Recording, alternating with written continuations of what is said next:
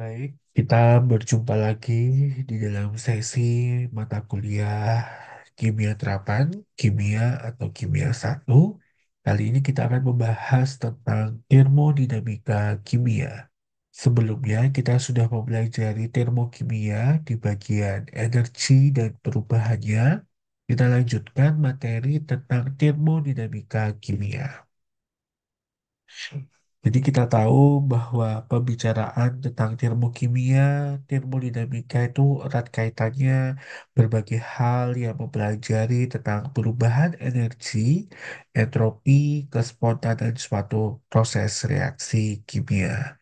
Kalau kita membahas tentang kinetika, kinetika kimia itu berarti berhubungan tentang ketergantungan laju reaksi terhadap lintasan dari reaktan dan produk itu sendiri.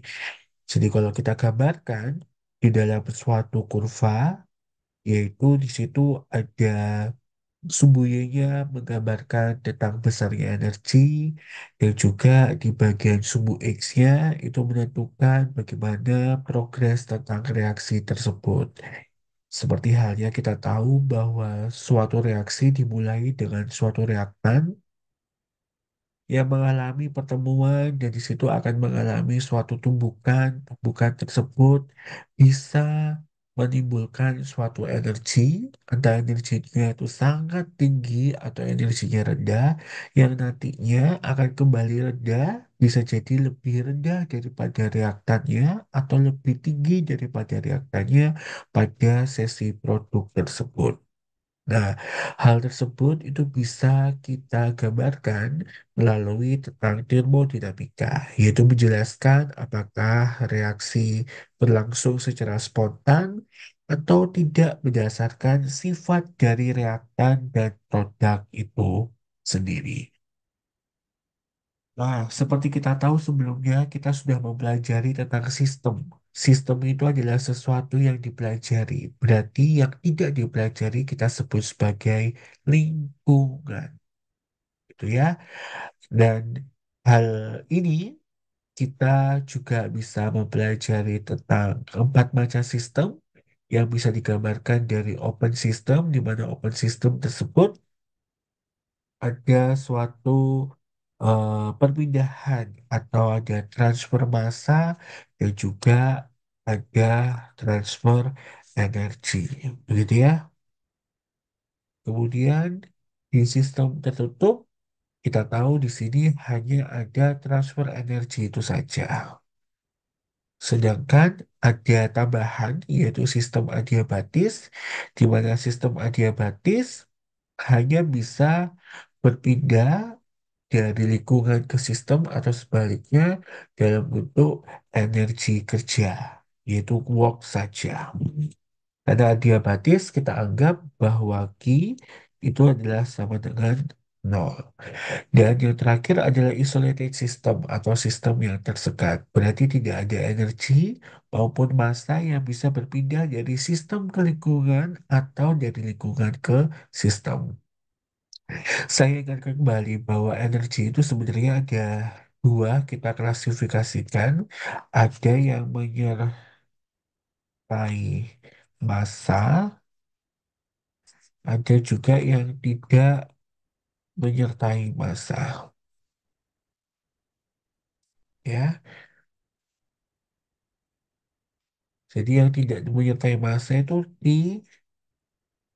dan W. Sedangkan menyertai massa itu banyak, mulai dari energi potensial, ada energi kinetik, ada entalpi, ada namanya internal energi dan lain sebagainya.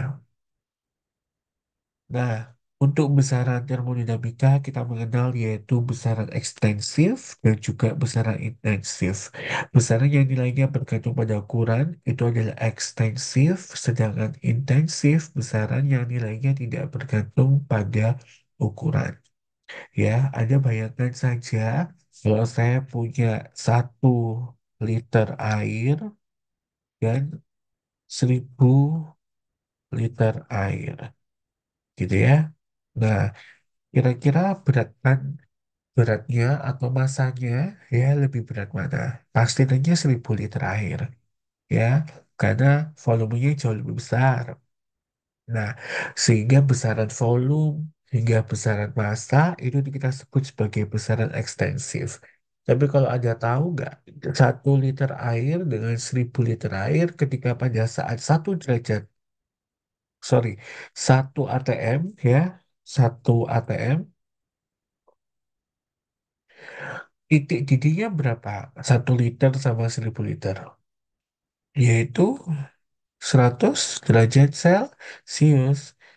Meskipun dia 1 liter, meskipun dia 1.000 liter, tapi untuk 1 atm titik didihnya adalah 100 derajat Celcius.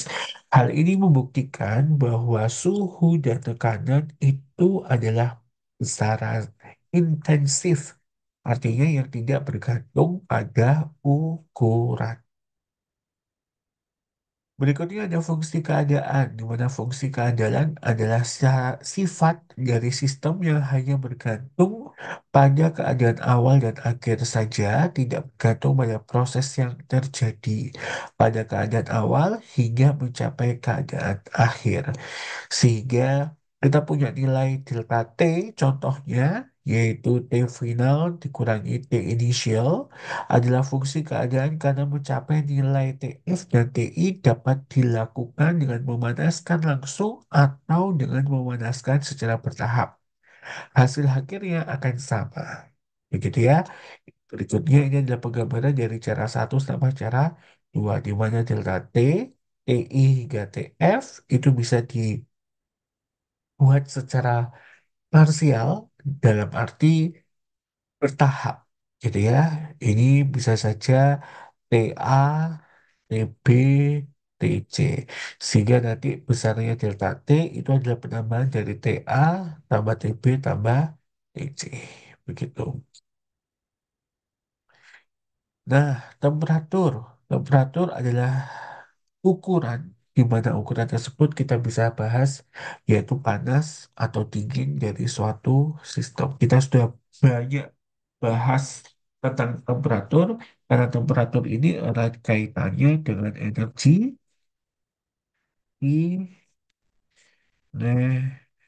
karena berhubungan sama tumbukan ya. Termodinamika menggunakan satuan Kelvin untuk temperatur, di mana Kelvin itu adalah Celcius ditambah dengan 273,15. Keseimbangan termal terjadi bila dua sistem berada pada temperatur yang sama. Berikutnya adalah kalor, Ki, ya, bentuk energi yang muncul akibat adanya perbedaan temperatur. Kalor dapat ditransfer melalui atau melintasi batas sistem untuk mencapai keseimbangan termal. Aliran kalor terjadi dari temperatur tinggi ke temperatur rendah. Jadi ini sudah menjadi garis alam ya, di mana kalor itu berpindah dari suhu tinggi ke suhu yang lebih rendah. Perubahan kalor dinyatakan dengan persamaan berikut, di mana nilai Q itu akan sama dengan C. C besar. Kalau C besar dikatakan sebagai kapasitas kalor yang tidak bergantung pada temperatur. Kapasitas panas sebenarnya bergantung pada temperatur, sehingga definisi yang tepat untuk perubahan kalor adalah dQ sama dengan CdT, di mana Q adalah sama dengan integral dari T1 hingga T2 CdT, di mana C ini adalah tetap kapasitas kalor atau kapasitas panas, di mana nanti kapasitas panas dan kalor ini kita katakan sebagai besaran ekstensif, artinya dia tergantung pada massa atau ukuran. Berikutnya adalah kerja. Kerja itu W ya.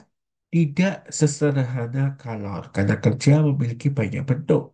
Kalau di situ adalah kerja listrik, maka W itu akan sama dengan E kalikan I kalikan T. Bagaimana dengan kerja mekanik? Kalau kerja mekanik berarti W sama dengan F dikalikan X atau jarak pindahan. Kalau kerja elektrokimia, di mana nilai W itu akan sama dengan minus dari mol dikalikan Faraday dikalikan dengan E. Kerja mengangkat beban, maka W sama dengan M kali G kali H. Bentuk umum dari kerja itu sendiri kita dapatkan dari W sama dengan integral dari F dikalikan dx. Ini adalah bentuk umum dari kerja.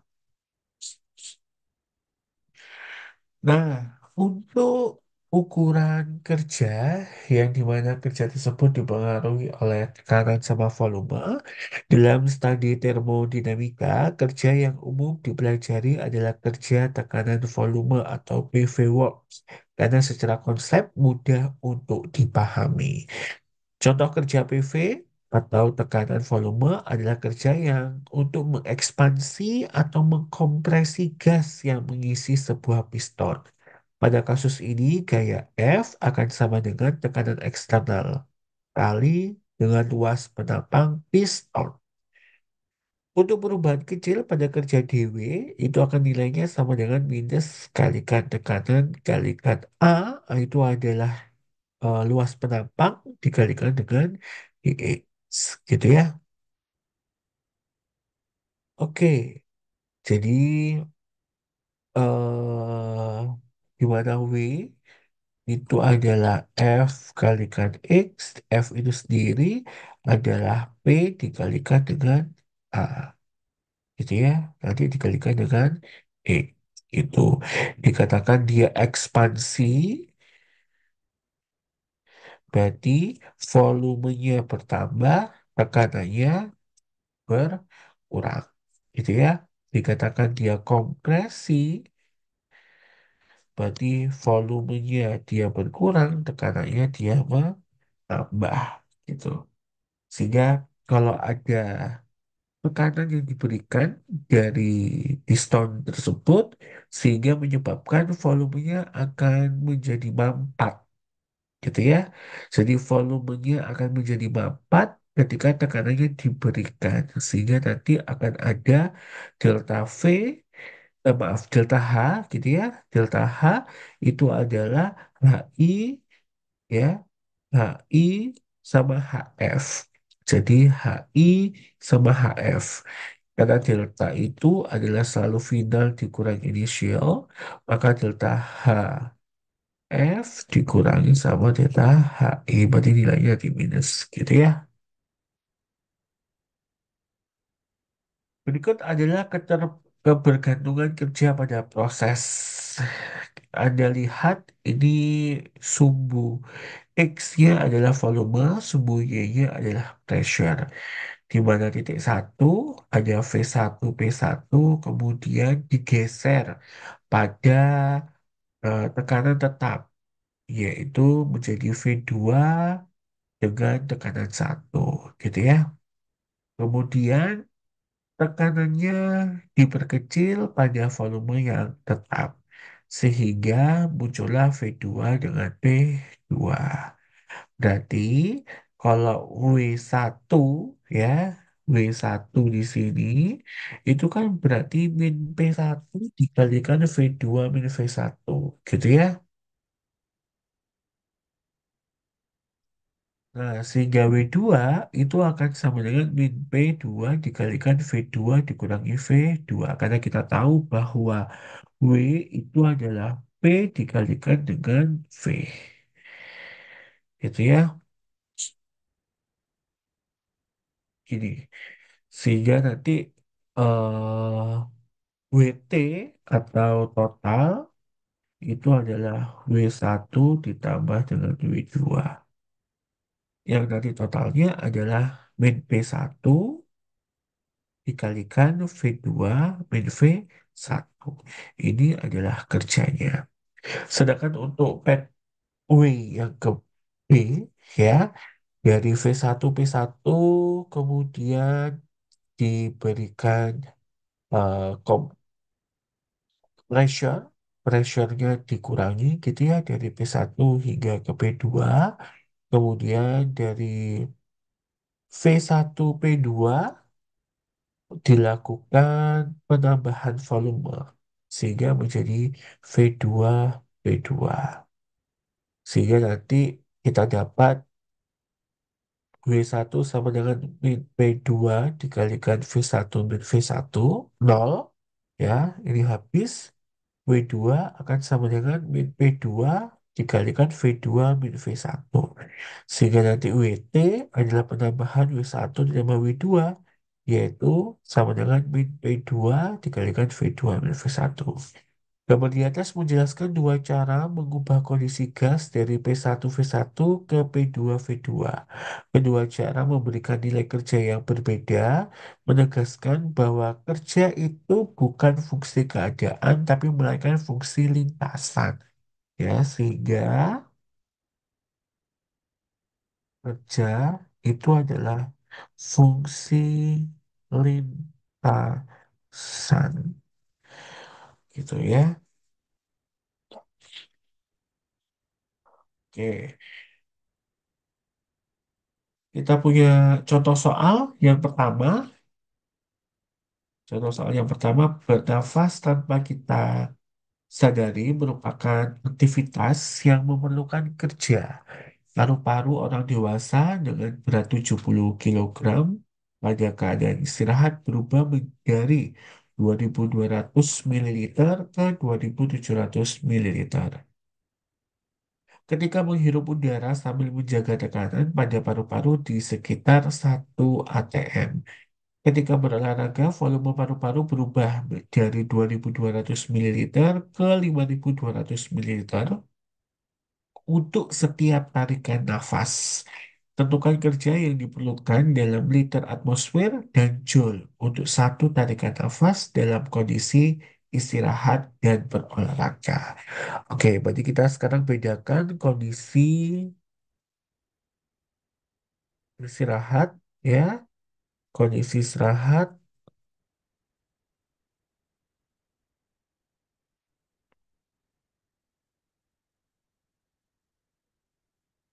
kondisi istirahat dan kondisi untuk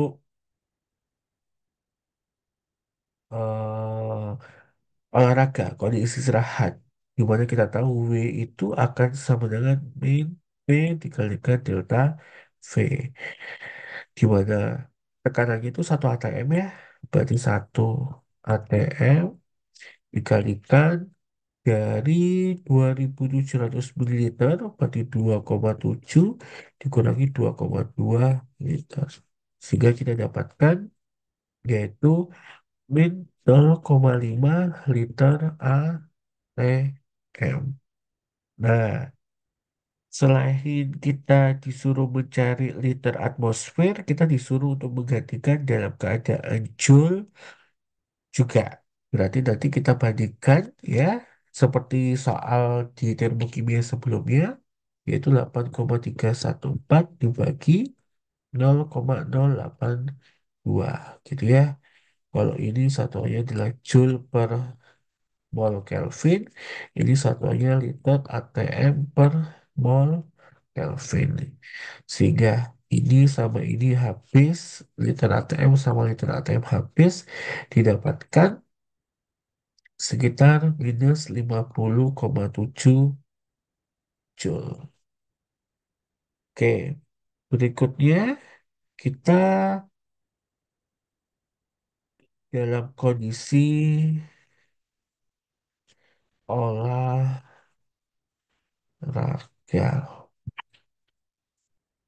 Oke, dalam kondisi olahraga,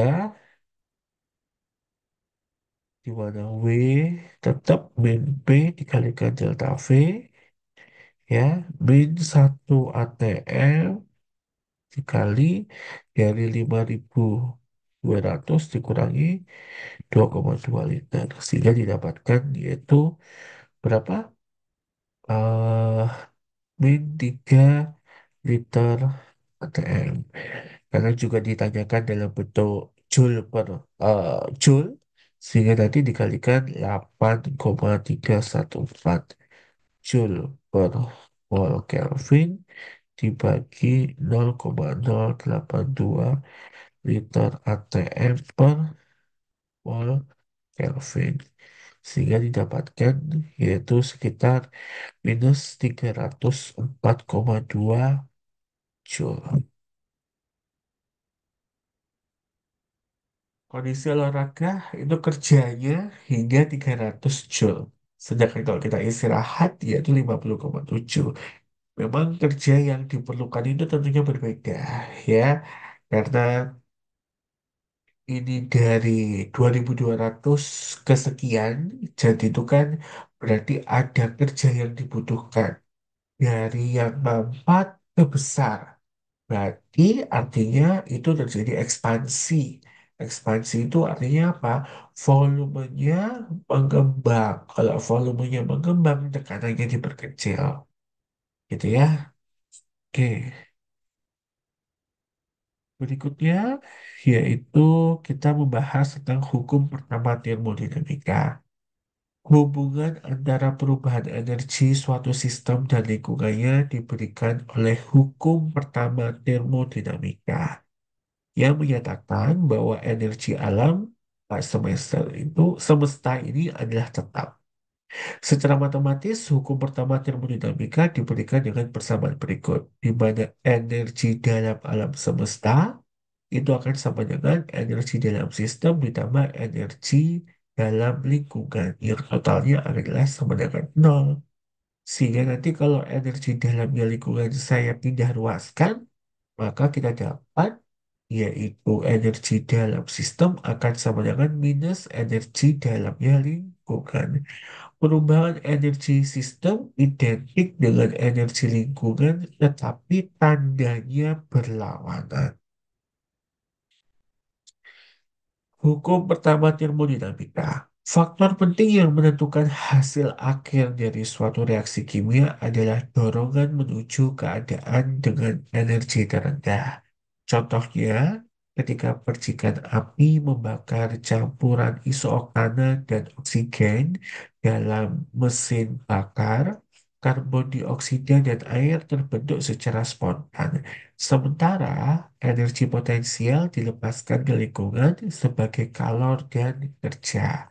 Energi campuran produk reaksi adalah CO2 dan H2O lebih rendah ketimbang dari energi campuran dari reaktan isoktana E8H18 dan O2.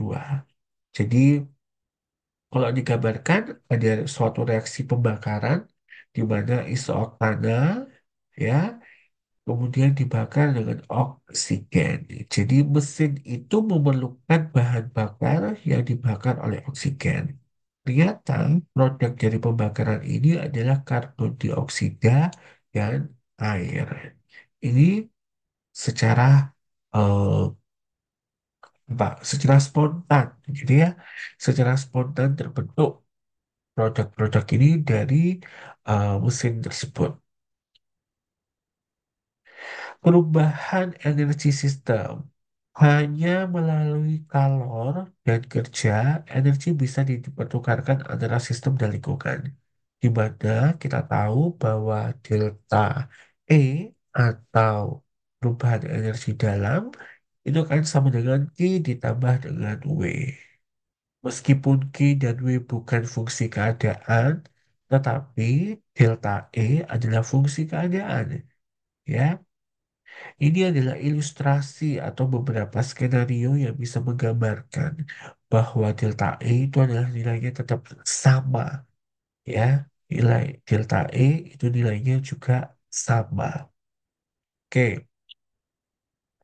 ini merupakan awalan dan terakhir ini adalah akhir, sehingga delta E itu adalah akhir dikurangi awalan. Jadi yang pertama, ketika delta V-nya sama dengan nol. Artinya, kalau delta V-nya sama dengan nol, tidak ada kerja. Ya, delta T-nya kurang daripada nol. Sehingga nanti di sini akan ada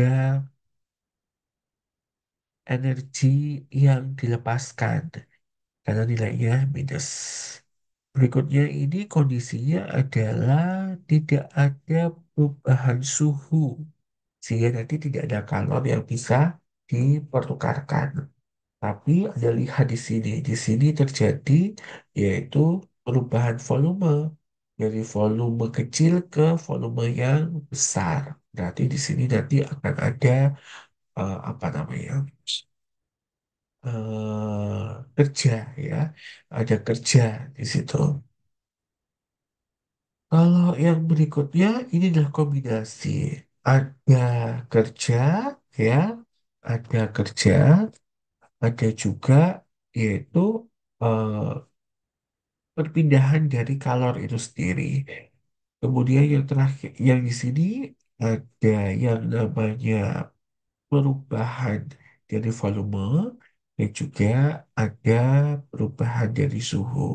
Kalau Anda lihat perubahan dari suhu di sini, yaitu dia membutuhkan dari energi. Sehingga nanti nilai Q-nya akan positif, sedangkan W-nya tetap negatif. Karena di sini ada apa ekspansi ya dari volume kecil ke volume besar. Kalau yang di sini Anda lihat bahwa delta V-nya kurang dari nol.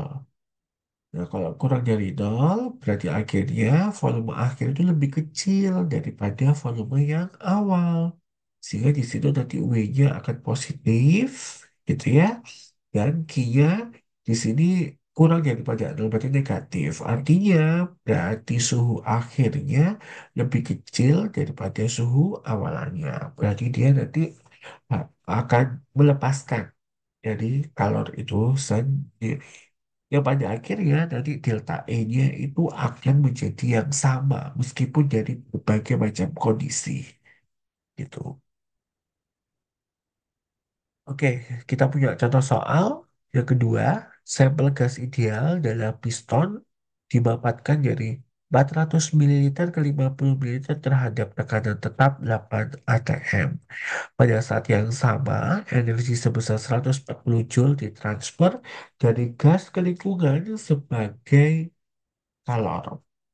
Berapakah perubahan total energi dalam Joule? Ya, oke. Berarti di sini kita bisa mendapatkan informasi ya bahwa akan ada W yaitu minus delta P delta V di mana minus 8 atm yaitu 0,05 dikurangi dari 0,4 karena 400 mili itu adalah 0,4 kalau 50 mili berarti 0,05 di sini liter. Sehingga nanti kita dapatkan di sini ada 2,8 liter ATM dan kalau kita kepingin menjadi joule berarti 8,314 dibagi 8 sorry 0,082. Akhirnya didapatkan yaitu 284 joule ya.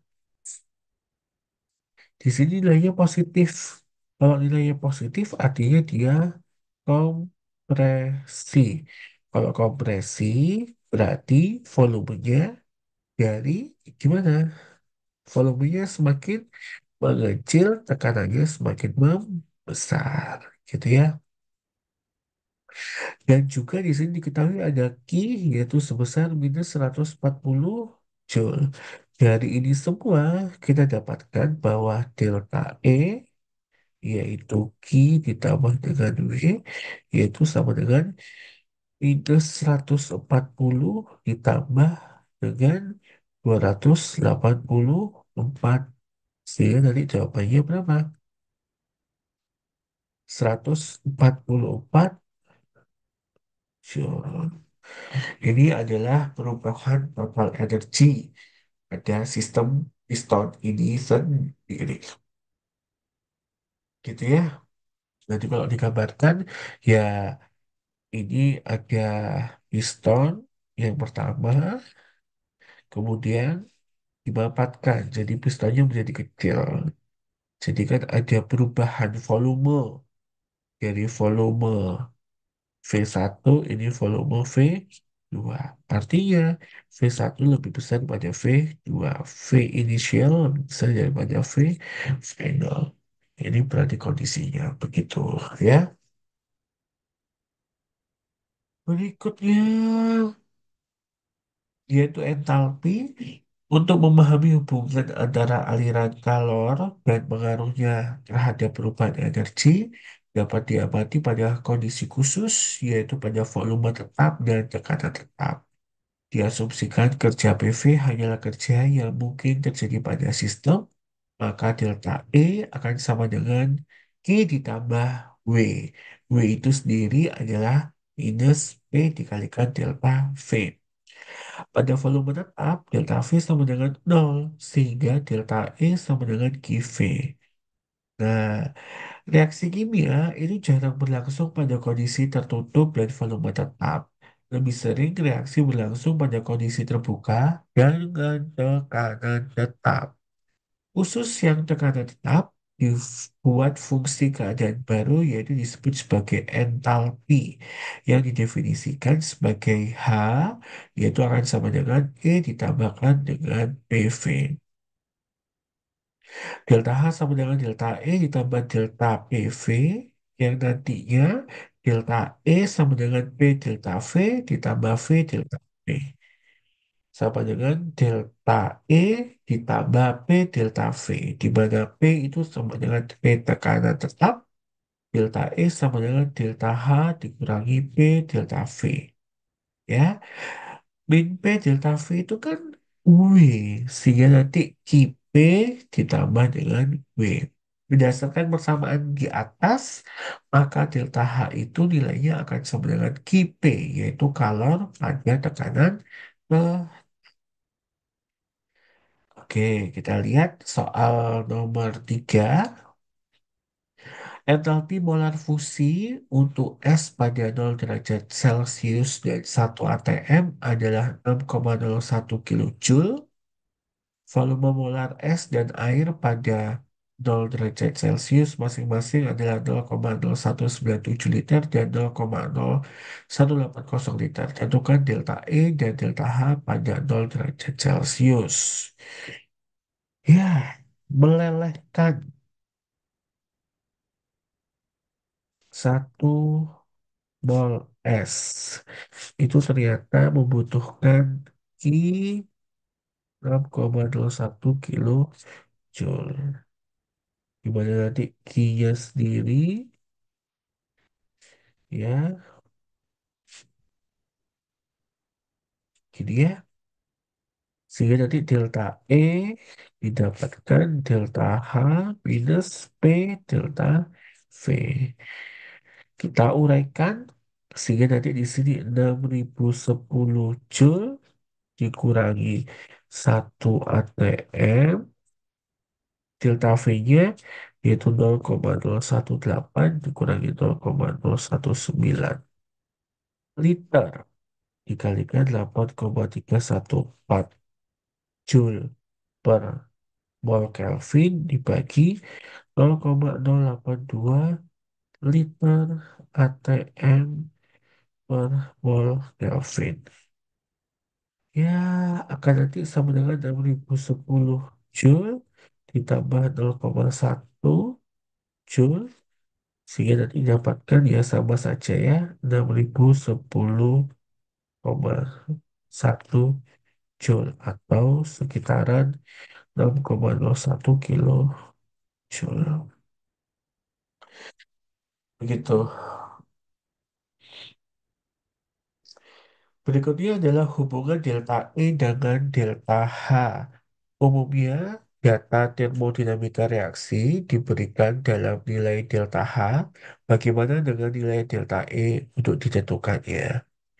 Jika reaksi melibatkan hanya padatan cairan atau kombinasi keduanya, volume tidak banyak mengalami perubahan alias nanti delta V-nya sama dengan nol.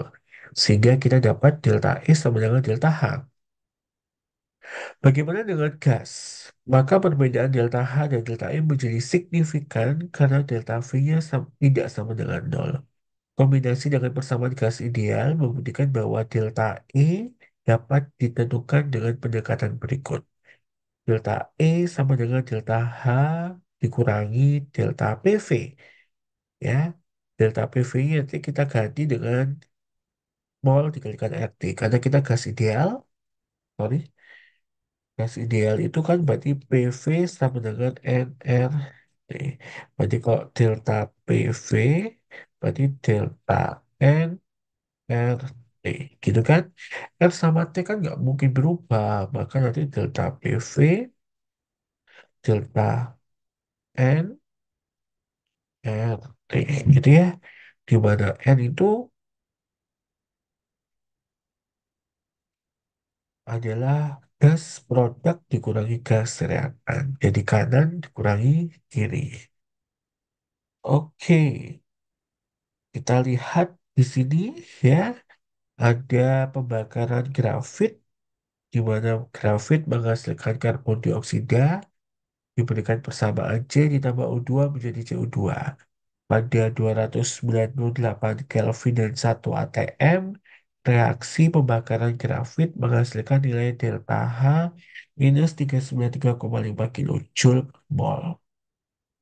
Pada volume molar 0,053 liter. Tentukan delta E untuk reaksi tersebut. Oke, berarti kita punya apa tuh? Reaksi ya, di mana C ditambah O2 menjadi CO2. Gitu ya. Oke, kita melihatnya posisinya hanya yang gas saja. Ya, yang gas itu berarti CO2 sama O2. Nah, kalau kita lihat dari reaksinya, di mana C ditambah O2 menjadi CO2, sini gas, mula-mula reaksi sisa begitu. Kalau kita punya di sini 1 mol, maka di sini juga 1 mol. Gitu ya. Sini juga 1 mol, sini juga 1 mol. Nah, di sini kan pasti kan ada apa?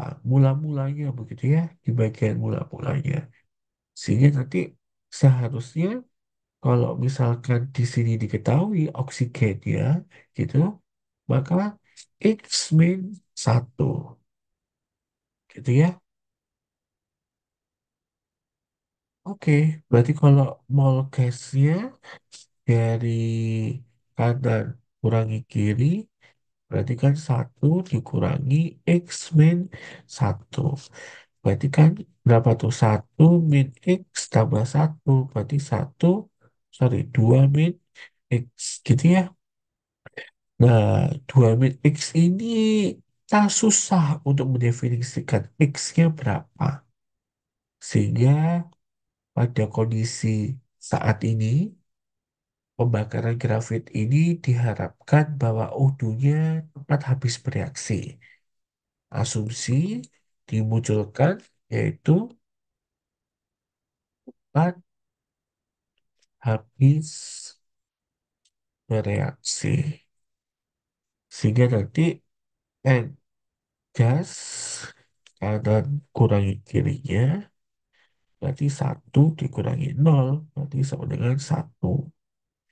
Sehingga nanti delta E akan sama dengan delta H min delta N gas dikalikan RT minus 393,5 ya dikurangi 1 mol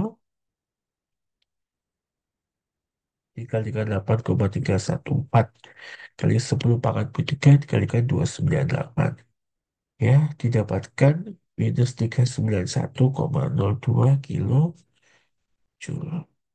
Angka 10,3 ini konversi ya, biar nanti jadinya kilojoule. Karena di sini mintanya kilojoule gitu ya.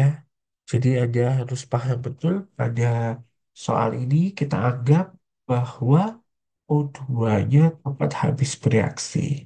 Kalau dia diketahui keduanya mula-mulanya antara karbon sama oksigen lebih enak. Kita tahu nanti O2-nya berapa ya, CO2-nya berapa.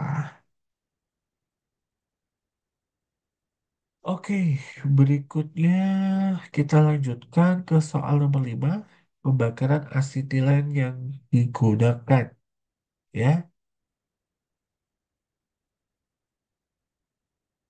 di industri untuk memotong dan membentuk logam menghasilkan suhu hingga 3000 derajat Celcius. Reaksi pembakaran asetilen mengikuti persamaan reaksi berikut. Tentukan jumlah kerja yang dilakukan terhadap tekanan luar 1 atm ketika 6 mol asetilen bereaksi dengan 10 mol O2 pada 1 atm 20 derajat Celcius. Nah, ini lebih enak karena kita diberitahu semua data reaktannya. Berarti ada suatu reaksi, ya saya tulis dulu reaksinya, yaitu 2C2H6 ditambah 5O2 4CO2 plus 2H2O. Mula-mula reaksi sisa. Kita masukkan ya, ada 6, ada 10, sehingga kalau kepingin tahu berapakah reaksi pembatas, berarti sini 6 per 2, sini 10 per 5. Berarti lebih kecilan siapa? Yang ini ya. Berarti kita pakai 2, 2 kalikan 2, 4, 2 kalikan 5, 10, 2 kalikan 4, 8, 2 kalikan 2, 4. Sehingga nanti sini sisa 2, sini habis, sini 8, sini 4. Oke, kemudian kita bisa melanjutkan dengan menulis bahwa W itu adalah min P dikalikan delta V, di mana min and gas RT yaitu minus 8 ditambah 4 ya, 8 tambah 4 dikurangi 2 ditambah 0 ya, karena sini 2 tambah 0 dikalikan 8,314 dikalikan 293. Ketemunya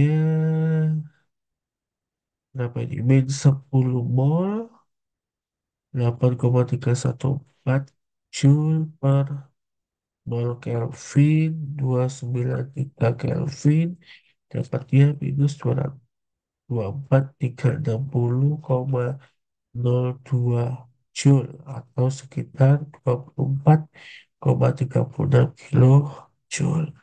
Ini adalah yang A. Yang B, tentukan perubahan energi dalam delta E untuk reaksi tersebut. Sehingga delta A sama dengan I tambah dengan W, yaitu minus 2599 ya, ditambah berapa? 24,36 kilojoule.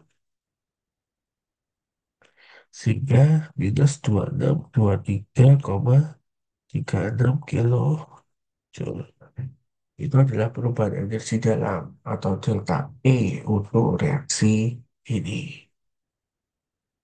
Oke, saya harap kalian paham terkait tentang soal nomor 5. Jadi mostly pekerjaan untuk kimia tentang termodinamika khususnya di hukum pertama termodinamika pada senyawa-senyawa yang gas seperti halnya pekerjaan di soal nomor 5 ini. Gitu ya. Jadi dari suatu reaksi kita bisa menentukan besarnya kerja yang dilakukan atau kerja yang dibutuhkan, kemudian dilanjutkan dengan berapakah perubahan energi dalamnya. Berikutnya adalah soal nomor 6. Seorang mahasiswa meletakkan sampel garam yang diketahui ke dalam sejumlah kecil air. Ternyata semua garam larut dalam air dan temperatur air turun beberapa derajat. Tentukan tanda dari perubahan delta H untuk pelarutan sampel garam tersebut. Di situ ada kata-kata temperatur airnya turun. Ya, temperatur airnya turun. Berarti secara kita sadari bahwa di sini ada apa, garam solid menjadi larutan garam, gitu ya. Saya tulis di sini berarti ada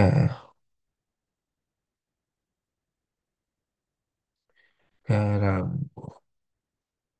solid menjadi garam larutan. Nah, kalau Anda lihat dengan demikian, kata kuncinya adalah temperatur air turun beberapa derajat. Berarti itu kan suhu lingkungannya ya. Maaf, suhu sistemnya ya. Suhu sistemnya itu menurun.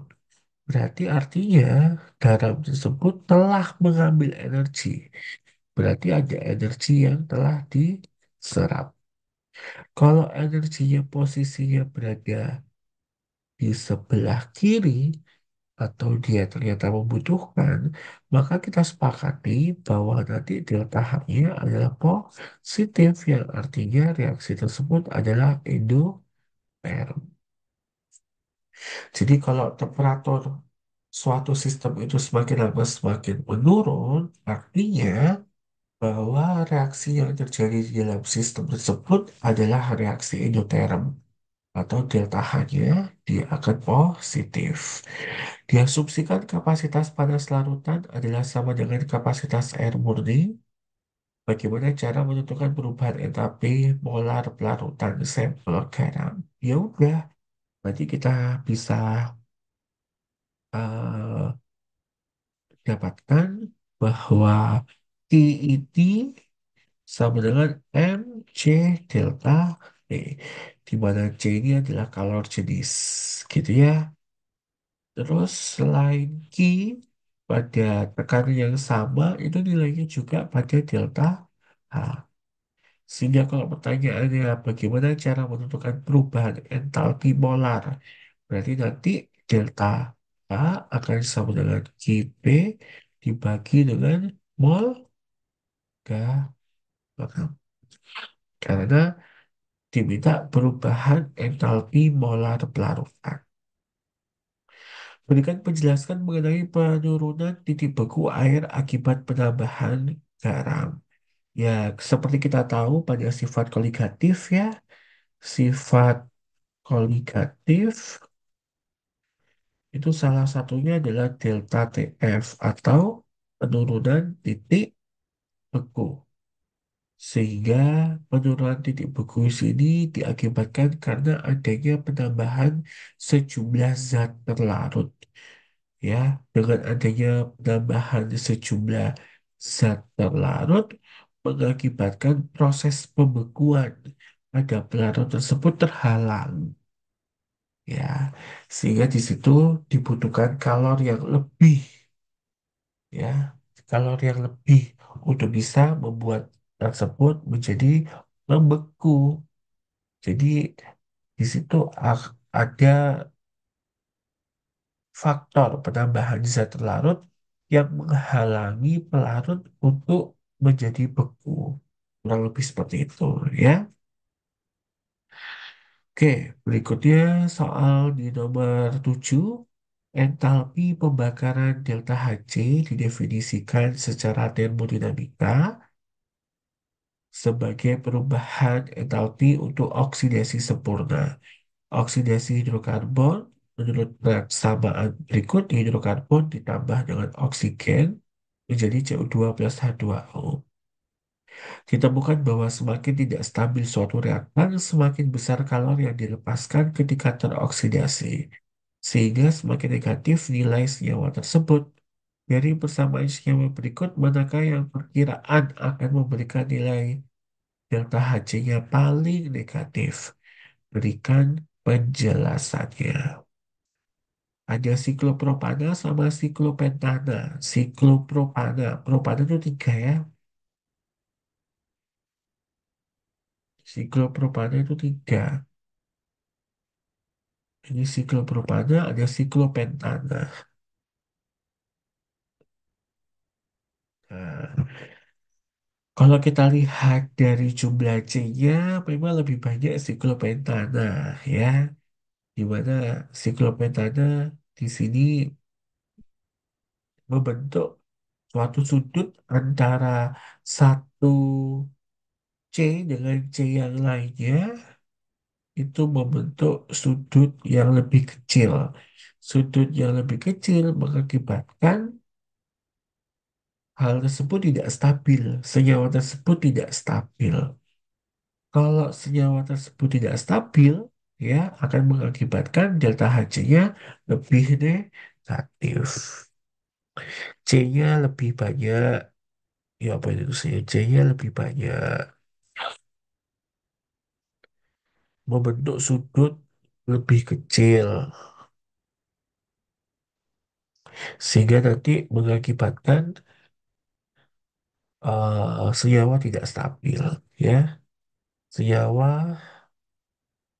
tidak stabil. Jadi ini jawabannya.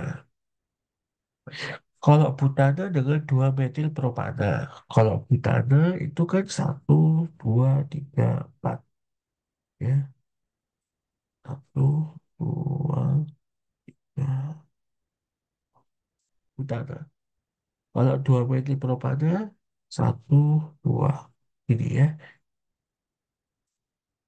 Sehingga sekali lagi, kalau dia membentuk suatu sudut yang lebih kecil, akan menyebabkan senyawa tersebut tidak stabil. Ya, semakin lurus, semakin stabil. Semakin tidak lurus, artinya semakin banyak cabangnya, itu mengakibatkan semakin tidak stabil dan semakin membuat delta H-nya lebih negatif. Heksana sama sikloheksana. Ya, kita tahu bahwa sikloheksana ya yang membentuk sikloheksana akan jauh lebih membentuk delta Hc-nya lebih negatif. Jadi yang C akan jawabannya sikloheksana karena heksana sendiri itu kan satu, dua, tiga, empat, lima, enam. Satu, dua, tiga, empat, lima, enam. Kalau sikloheksana satu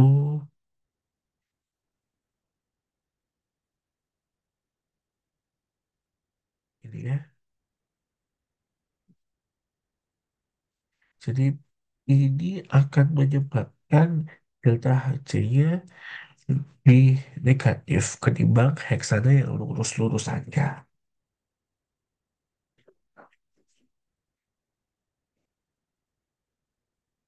Terakhir, untuk soal tentang hukum termodinamika yang pertama, ketika besi dilarutkan dalam larutan HCl, dihasilkan produk FeCl2 dan gas hidrogen. Hitung kerja yang dilakukan jika 30 gram Fe bereaksi dengan asam klorin yang berlebih dalam wadah tertentu pada 25 derajat Celcius. Berarti ada Fe, HCl, FeCl2, gini ya. Kemudian kita tulis datanya ada 30 gram gitu 25 derajat Celcius 1 atm. Berarti kalau ada dikatakan asam kloridanya berlebih, artinya nanti besinya menjadi limiting reactant atau reaksi membatas. Berarti ini langsung dibagi sama AR-nya. besi airnya 56 sehingga didapatkan 0,54 mol. Karena yang ditanya adalah